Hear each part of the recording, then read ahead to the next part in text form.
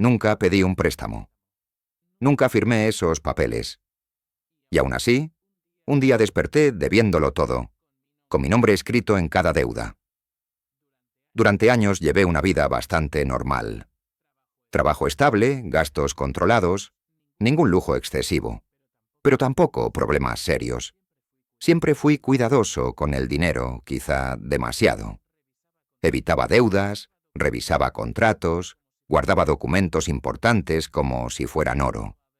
Por eso, cuando todo empezó a derrumbarse, tardé demasiado en entender que no se trataba de un error, sino de una traición perfectamente calculada. La persona que lo hizo no era un desconocido. No era un estafador cualquiera. Era alguien cercano. Alguien con acceso a mi casa, a mis papeles, a mis rutinas. Alguien que sabía exactamente cómo funcionaba mi vida. Y esa cercanía fue la llave de todo. Todo empezó con una llamada aparentemente rutinaria. Un banco preguntando por un retraso en un pago. Pensé que se habían equivocado de número. Les dije que no tenía ningún préstamo con ellos. Hubo un silencio incómodo al otro lado de la línea. Luego me dieron un número de contrato, mi nombre, mi DNI, mi dirección, todo correcto. Excepto una cosa. Yo no había firmado nada. Colgué pensando que era un fraude aislado. Algo que se solucionaría con una llamada más. Pero esa misma semana llegaron otras notificaciones. Cartas, correos, avisos de impago, cada uno de un sitio distinto, cada uno más serio que el anterior, y todos a mi nombre. Entré en pánico. Revisé mis cuentas. Todo estaba aparentemente bien. Ningún movimiento extraño, ninguna retirada sospechosa, pero las deudas existían. Préstamos personales, líneas de crédito, incluso una tarjeta que jamás había solicitado. Todo firmado con mis datos, con copias de documentos que solo podían haber salido de un lugar, mi propia casa. La persona con la que convivía entonces siempre había sido de confianza. Ordenada, responsable. Nunca me dio motivos claros para sospechar. Compartíamos espacio, rutinas, incluso algunos gastos. Jamás pensé que necesitaría esconder documentos o proteger mi identidad dentro de mi propio hogar. Esa idea simplemente no existía en mi cabeza. Cuando empecé a preguntar, todo fue negación. Sorpresa fingida. Preocupación exagerada. «Esto es muy raro», decía. «Seguro que es un error». Incluso me ayudaba a llamar a bancos, a redactar correos, a recopilar papeles. Y yo, desesperado, agradecía esa ayuda sin verlo evidente. Estaba dejando que quien me había traicionado siguiera controlando la situación. Poco a poco fui descubriendo la magnitud real del problema. No era una deuda, eran muchas. Algunas pequeñas, otras enormes. Fechas distintas, entidades distintas. Todo hecho con cuidado para no levantar sospechas inmediatas. Para que yo no lo detectara hasta que fuera demasiado tarde. Y lo fue. Mi historial crediticio quedó destrozado en cuestión de semanas. Intenté pedir un préstamo para cubrir emergencias y me lo negaron. Intenté renegociar deudas que no eran mías. Nadie quería escuchar excusas. Para el sistema, yo era el responsable. Yo había firmado. Yo debía pagar. Empecé a notar cómo mi vida se encogía. Llamadas constantes, amenazas veladas, cartas certificadas. Cada vez que sonaba el teléfono, sentía un nudo en el estómago. Dormía mal, comía peor. Vivía con la sensación constante de estar a punto de perderlo todo, sin entender aún quién estaba realmente detrás. La respuesta llegó de la forma más cruel posible. Una noche encontré un documento que no encajaba. Una copia de mi DNI guardada donde no debía estar. Un correo abierto en un dispositivo que no era mío. Y, de repente, todo se alineó. La persona en la que confiaba había tenido acceso a todo. A mis papeles, a mis contraseñas, a mi identidad. La traición no fue impulsiva.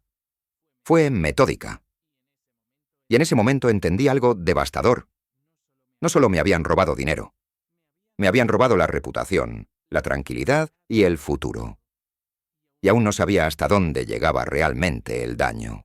La confrontación no fue inmediata. Necesité un par de días para asimilar lo que había descubierto y ordenar las pruebas. Quería estar seguro antes de decir nada, porque sabía que una vez pronunciara su nombre en voz alta, ya no habría vuelta atrás. Cuando finalmente la enfrenté, no hubo gritos. Hubo silencio. Un silencio espeso, incómodo, que confirmó todo antes incluso de que hablara. Al principio lo negó, luego minimizó. Después, intentó justificarlo. Dijo que había sido solo para salir de un bache, que pensaba devolverlo antes de que yo me enterara, que no imaginó que se saldría de control. Cada frase era peor que la anterior.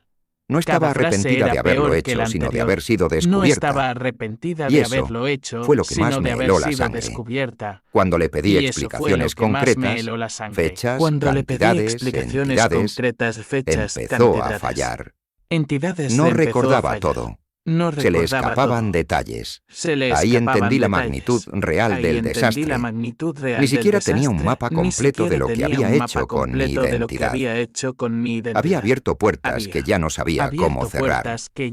Esa misma semana hablé con un abogado, luego con otro. Denunciar era imprescindible, pero no inmediato ni sencillo. Me explicaron algo que no olvidaré. Aunque fuera víctima de suplantación, el daño ya estaba hecho. Mi nombre estaba ligado a esas deudas. Limpiar el historial sería un proceso largo, caro y agotador. Y durante ese tiempo, mi vida quedaría en pausa. Empezó entonces el verdadero infierno administrativo. Declaraciones, denuncias, comparecencias. Cada entidad exigía pruebas distintas. Cada trámite tenía plazos imposibles. Yo trabajaba por las mañanas y pasaba las tardes recopilando documentos, escribiendo alegaciones, atendiendo llamadas. Vivía para defender una inocencia que nadie dudaba en abstracto, pero que el sistema no estaba diseñado para asumir. Las consecuencias laborales no tardaron en llegar. Mi empresa se enteró cuando comenzaron los embargos preventivos y las notificaciones judiciales. No me despidieron, pero el ambiente cambió. Dejé de ser alguien fiable para convertirme en un riesgo. Oportunidades que estaban sobre la mesa desaparecieron sin explicación. El estigma era silencioso, pero real. Socialmente, me aislé. No sabía cómo explicar que debía dinero que no había pedido, que estaba atrapado en un problema legal que no había causado. Algunos amigos me apoyaron, otros se alejaron. No por maldad, sino por incomodidad. Yo mismo evitaba hablar del tema porque cada conversación abría la herida de nuevo. La persona que me había hecho esto desapareció de mi vida casi por completo. Cambió de ciudad. Cambió de círculo. Intentó empezar de nuevo, como si nada. Pero esta vez no era tan fácil. La denuncia avanzó. Las pruebas se acumulaban. Los patrones salían a la luz. No era la primera vez que lo hacía. Solo la primera vez que alguien llegó tan lejos como para enfrentarlo legalmente. El karma llegó en forma de consecuencias acumuladas. Investigaciones abiertas.